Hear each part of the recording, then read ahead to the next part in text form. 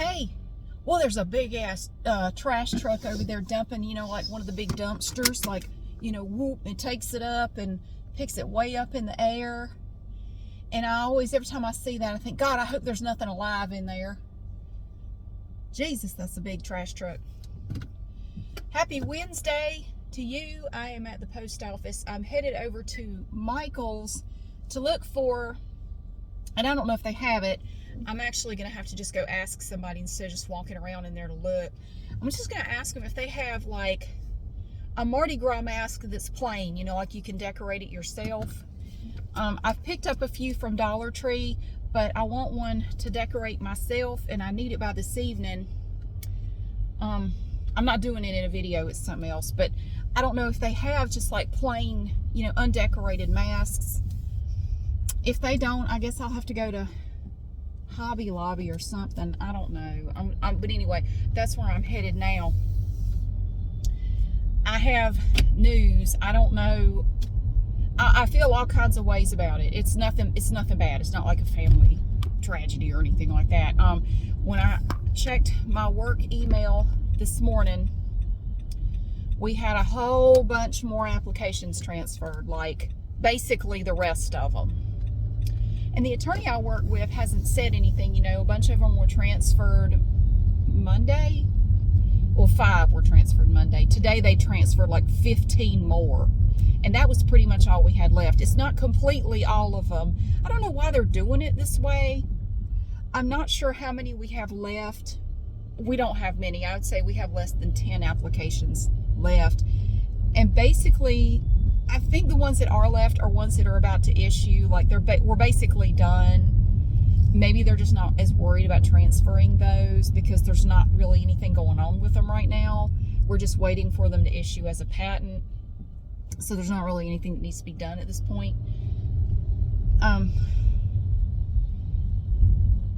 Well, my attorney is actually traveling right now. They're going to see family in San Francisco. So I think they're traveling today. So he might not even have seen it. I think he's seen it. I bet he has seen it, that they transferred all these files. He hasn't said anything to me. I think he's kind of looking at it like, well, oh well, that's the way she goes, like Ricky's dad would say on Trailer Park Boys. Fucking away she goes. Yeah. Is that like a Canadian thing? Because the attorney I work with, he grew up in Canada. And that's the way she goes. That's the way she goes. Because that's just kind of how he is. Like, well, what are you gonna do? Part of life. It's just how he is.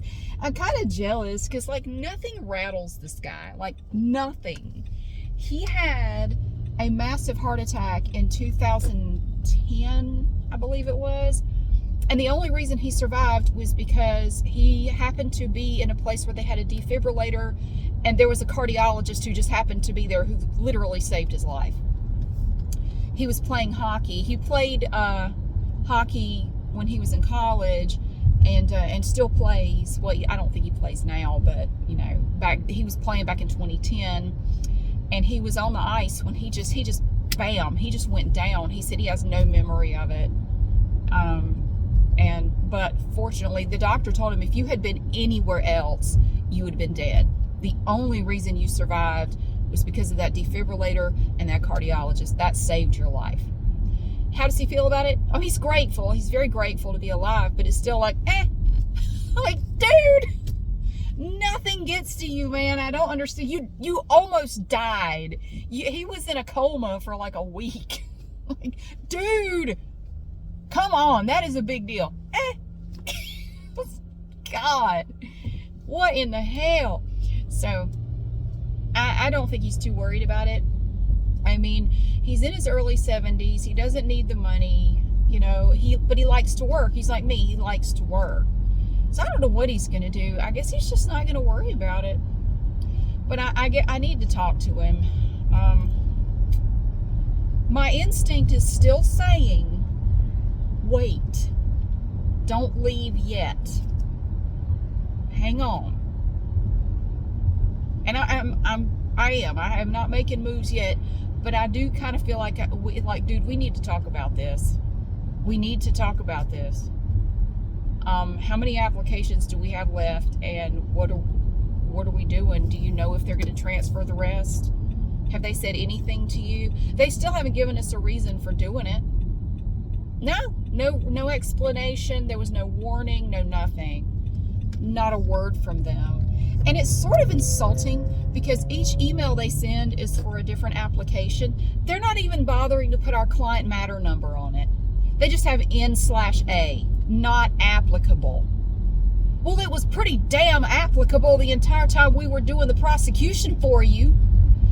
Filing the application, taking care of all the objections. It was applicable then. We got you to this point. Not applicable. You know, I'll tell you what you can do with your letters. Roll them up and stick them where the sun don't shine. I'm just mad at these people. I just think it's very unprofessional. You know, we've been doing their work for years. And as far as I know, they've had no complaints. No complaints at all that I'm aware of. They've been very happy with our work. I think they just found a cheaper firm. I think they just found somebody that would do it cheaper. So plus too, they may be looking at it like, you know, this attorney, you know, he's getting older. I don't really know, like looking long term down the road, we want to get more work done. We're just going to go with a bigger firm with more people to spread the work out and do it instead of just this one attorney. That may be how they're looking at it, because they've been sending all their new matters since last May somewhere. They've been probably sending it to this other firm that's getting all of our work. I get it. It's business. You know, it's nothing personal, but I still feel like they owe us some sort of explanation or something instead of just, you know, not saying anything. And every letter just says the same thing. We regret to inform you that blah, blah, blah. This is being transferred. Here's the firm information. They're all going to the same firm. So my instinct still says don't do anything yet, but there's nothing wrong with talking to him and just, you know, like, where are we at? What are we doing? What do you think of this? It's kind of crazy, huh? But I know they're traveling right now, and I don't really want to bug him because he's going down there to see, you know, family, and like, I don't want to bother him with this right now. I don't feel like, you know, let's wait till he gets back. You know, he'll be back next week. Just give him a few days to go spend with his family, and just, you know, we don't have to talk about it right now. I don't like to bother people when they're spending time with family. It just feels rude. I mean, I wouldn't want somebody doing it to me. Like if I was going to, you know, going out of town for a few days, I wouldn't want anybody bothering me unless they had to with, you know, like work stuff. So maybe I'll wait. I mean, he might say something to me. I don't know. I might just wait until like Monday or something. Well, I don't know when he's coming back.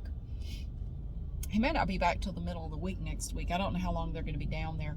But he did say he would be checking his email and doing work as he could. But, you know, he said my availability will be sporadic. I don't know, because it will be based on what we're doing that day, and I might not be available, you know. Not that it matters, because we don't really have any damn work to do anyway. So, you know what? Take your time, man. Shit. So I don't know. I spent my morning updating all the docket entries for these matters.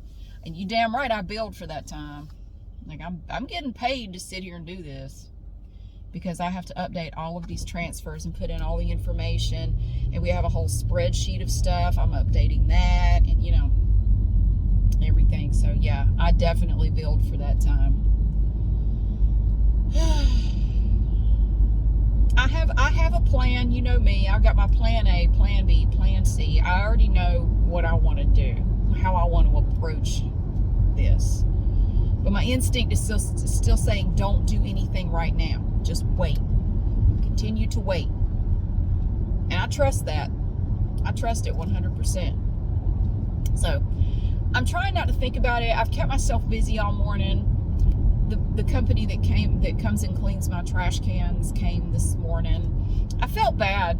Okay, there's a company. It's not provided by the city. Trust me. You're lucky if they even pick up your trash every week. There was a period of time there where trash pickup was very spotty. I don't know what was going on, but It's getting better now. But I pay this company called Bin Clean, Binclean, and they come out and clean your trash cans. And I have them do it every quarter, so they come out every 3 months. And they came out this morning, and I had to go out there and apologize to the guy. I've been watching for the Bin Clean people all morning. I had to apologize. I said, look, I am so sorry. As soon as he pulled up, they have the cutest little trucks. It looks like a little garbage truck, but it's made to clean trash cans. It's adorable. Oh my goodness. So I went running out there. I said, look, I am so sorry. About a month ago, I don't know what happened. There is something in the bottom of my trash can, the bin I have trash and recycling.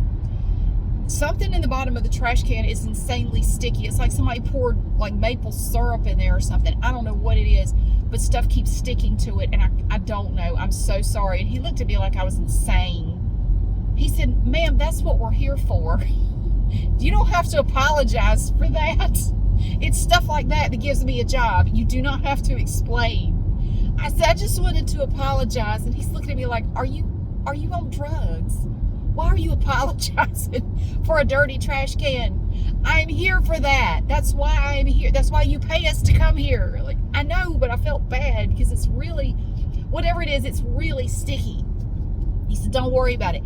So they have this little thing on the back of the truck, and it grabs your trash can and it flips it up into the truck. And there's like a pressure washer in there that, woo, it's cleans it out, and then he lowers it down and he'll check, and he might adjust it, put it up in there again, woo, the little sprayers. And the cans they're gleaming, glistening. They look like new when he gets done. And they smell so good. They have like this lemony smell to them. They use all these natural products to clean them. They don't use like harsh chemicals or anything like that. And they smell so good. They smell like lemons when it gets done. It is beautiful. And all the sticky stuff is out of my cans. The only thing though is when he gets done, he always puts them back when he's done, back where I put my trash cans. The only problem is, and I told him, I said, you don't have to put them back. He said, oh, I don't mind. But the problem is when they put them back, there's always like this much standing water in the bottom of the cans, which I don't like because it never really evaporates. The first time they cleaned them, I left it in there, and it ended up getting all gross and weird, and it just never evaporated.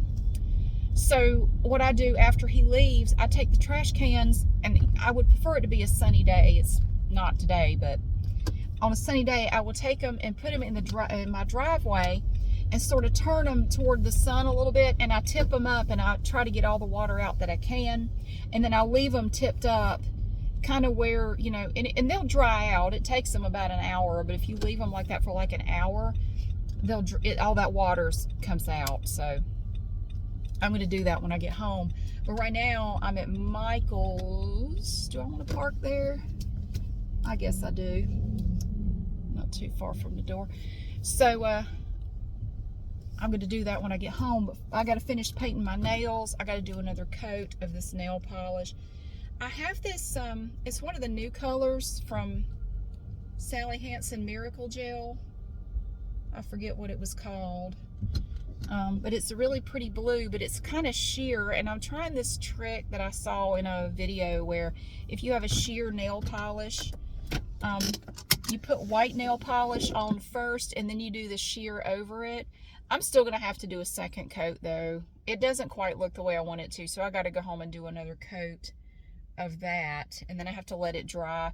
I'm sitting there watching My Name is Earl while my nails dry and trying not to think about the dumpster fire that is my day job, which is basically over now. And I don't know how to, I feel all kinds of ways about it. It's kind of like when I was let go from the firm where I worked for 18 years, I felt every which way about that when they called me upstairs. They let 55 of us go when our firm was basically swallowed up by a much larger firm. And our firm was pretty damn big. We had over 200 attorneys, but we were swallowed up by a firm that had like 800 attorneys. Just gobbled us up. And they assured us in the beginning when this merger was first announced, don't worry, nobody's going to lose their jobs. This is going to be a great thing for everybody. That was a big fat lie. 55 people lost their jobs. And most of them were from the Greensboro office. We had offices in other cities, but most of them were in this office. And I was one of the people that lost their job. But when they called me up to the conference room, I knew why they were calling me up there. I knew, like, okay, it's my turn. They're letting me go now. Because I had watched this happen to like a dozen other people already that day. Okay, here we go. And I got up there, and it was very brief and very short. The HR person was in there, and there were some other people I didn't recognize. And it was all very surreal. It was like I was watching a movie or something. Like, this doesn't feel real. And they read you the little thing, you know, hey, Mary, have a seat. You know, it's good to see you. Unfortunately, we have to tell you that we are going to have to let you go. And then from there on, I didn't really hear anything they said. I'm just sitting there like, is this really happening? Oh my God, this is really happening. And I kept thinking that, like, this is really happening. Holy shit. I wasn't upset. I'm sitting here just like, this is weird. They're killing me, and they're firing me. I don't care what they call it. I'm fired. I am being right-sized, downsized, whatever you want to call it. Holy crap. And then they had a severance package that I had to review, and I had to sign the little paper, you know, saying that I'd received the severance package and all the terms and conditions of the thing. It was actually very generous. I'm reading it like, whoa, I kind of like this deal here. So the meeting was very brief. It was less than 10 minutes, and I was back in my office with my copy of the severance package, and I'm sitting here like, that just happened? Oh my God. But I had to stay through the end of the month. This was at the beginning of October in 2018. And part of the terms were that I had to work through the rest of the month. I had to be there for the rest of the month. But I had nothing to do. I had to transfer every bit of the work I had to other people. So I had like 3 weeks with literally nothing to do. I just sat in my office. I had plenty of time to clean my office out. I just sat in my office watching like Netflix all day on my computer. I didn't even pretend to be busy. Like, what are they going to do? Fire me? Oh, they already did. So, yeah, I just sat in there watching Netflix for 3 weeks. They said, well, you could use your vacation time. I said, oh, no, I'll be here every day because you got to pay me for that. I had like almost 3 weeks of vacation time saved up. I said, no, I'll be here every day. So I get a separate check for all that vacation time. Anyway, that day when they called me up there to let me go, I felt, it's like every 5 minutes I felt a different way about it. First I was kind of numb, then I was relieved. Well, at least now I know, because all of us had been wondering for months, are they going to keep us? Are they going to let us go? What's going to happen? The merger is taking forever. It took 7 months for them to complete this stupid merger, and they left us all in limbo in that entire time, and they weren't telling us anything about what was going to happen. It was horrible. It was horrible what they were doing. And then one day they just started the firings. They would do like 10 to 15 people a day, and they might do 20. They let 55 people go. I think it was 55 total. It might have been more than that. 55 that I know of. And so yeah, but 1 minute I felt good, 1 minute I was sad, the next minute I was angry. Like, I felt every way about it. And I kind of felt that way about this position. Like, okay, well, it's not completely over yet, but yeah, you know, I can see, you know, the end is near. This is not, you know, we're done, basically. We're done. They're done with us. They've transferred all of our active stuff. We don't have any active stuff left. Okay. Well, at least I know now. At least I know. My instinct still says don't do anything yet. Just hang on. Hang on. Don't do anything. And I listen to that. I have learned to listen to my gut. When it tells me something, I listen to it. And right now it is saying, it is screaming at me, don't do anything yet. Just wait. And my gut told me not to quit my job, because I was thinking about, hang on, somebody. Damn it, I had a phone call right in the middle of that. Sorry. I'm working on getting my other bathtub refinished, and the guy called me. We need to set up an appointment so he could come do it. Yeah, so I feel every which way about it. But yeah, when I was working for that firm where they let me go, I thought seriously about leaving before they let me go, because I had been thinking about it for a while. Like, I kind of feel like my time here is over. I was relieved they let me go. It was a wonderful thing for me that they did, because I got a nice severance package out of it. And, you know, I had plenty of time to work out something, and I had a new job lined up by the beginning of December. So I had basically the whole month of November off, and I was going nuts not having a job. But I started my new job December 3rd. And it was a good thing. Them letting me go was a good thing for me. I'm glad they did it. But if I had quit, I wouldn't have gotten that severance package. And my gut said, don't do anything yet. Don't leave. Don't quit. Just wait. Just hang in there. And I'm glad I did. I'm really glad I did, because it worked out for the best. It really did. So I'm not worried about this. I'm not especially worried about it. I'm going to work it out. I'm going to find another job. I'm going to find another day job. I have my plans. I got everything kind of figured out, what I want to do, who I want to talk to first, where I want to go first, to see what, if there's a possibility of anything. And if not, I know what my plan B is. I know what my plan C. I've got plans. Don't worry. I know what I'm going to do. But my instinct is saying, don't do anything yet. Just wait. Just hang on. Don't do anything now. So I'm not going to do anything now. I've been looking. I mean, there's nothing wrong with looking to see what's out there. I have been doing that, but I haven't made any steps to, do anything. I'm just kind of looking. So I just wanted to tell you that. Wow. I was not expecting that when I got up this morning, but I pulled up my email. I was like, whoa, my inbox was full of all these transfer emails. Like, oh man, here we go. Here we go. That's all of our active stuff right there. Every bit of it. Wow. Okay. All right. Okay. It's kind of like when they let me go from my other job. Okay. Well, I know now. I don't have to wonder anymore. All right. Okay. Change is hard, but I'm telling you, sometimes it's for the best. I think a lot of times it's for the best. And it's like the saying goes, a change is as good as a rest. And I really think it is, because I feel rejuvenated. I feel this energy. Like, it's time to start looking for something else. It's time to start looking at other things. I feel really good about it. I feel positive about it. And a change really is as good as a rest. You get complacent, you get, you settle into a rut, with your life.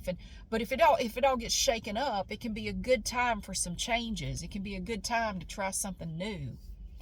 So I don't know. I feel good. I feel positive. I'm not worried. I feel good about it. So I won't be getting a severance package. Obviously, I'm a contract employee. You don't get stuff like that, because I'm not like a regular employee. So, but I'm not worried about it. I'm not worried about it at all. But I just wanted to let you know that, if plan A works out, and I kind of hope it does, because I'm feeling really good about it, I would probably be going back to working in an office. I only want to work part-time though. So I would be going back to working in an office. I'm going to see if they have stuff I could do from home as well, because I'm totally set up to work from home too. I would like to continue doing that. But yeah, so that may change. It would change my daily life. It would change my routine, definitely, if I go back to working in an office again. That would be a big change from what I've been doing for, oh shit, how long now? No. Well, I did work, okay, when I left that firm, I worked in another office for 2 years. Was it 2 years? And then I started working remotely after that for another firm. I keep following the attorney. He's like, you need to quit changing firms, dude. Stop it. I guess there won't be any more changes for him other than retirement. See, his wife's already retired, so it would be kind of just a natural progression for him to also retire. And I noticed kind of a shift in his attitude. After his wife retired and they moved to Seattle, it was like, we'll get it done tomorrow, or we'll do it next week. Like, he used to jump on stuff and get it done right away, but he's gotten a lot more lackadaisical. Like, we'll do it next week or the week after. We don't have to do it now. Don't worry about it. That doesn't sound like you. But I don't think it will be a big leap for him to just retire. So anyway, that's going on. But don't worry, I have a plan. I'm not worried. I'm not worried. I feel good. I'm a little nervous because change always makes me nervous, but it's a good. I think it's going to be a good thing. I wouldn't mind going back to work in an office. It would be an adjustment for sure, but I'm not really worried about it. No, it'll be all right. Plus, I could start doing outfits of the week, and I would actually wear the stuff, you know. So anyway, happy Wednesday to you. I'm going to go on into Michael's and see if they have any masks that I like plain, you know, like a Mardi Gras mask that I can get. And if they don't, I guess I'll have to go somewhere else, but whatever. I'm just going to see if I can find that. Then I'm going to go home and do an Aldi haul video after that. So thank you so much for being here. Happy Wednesday again. I hope you have a great day, and I'll see you again soon.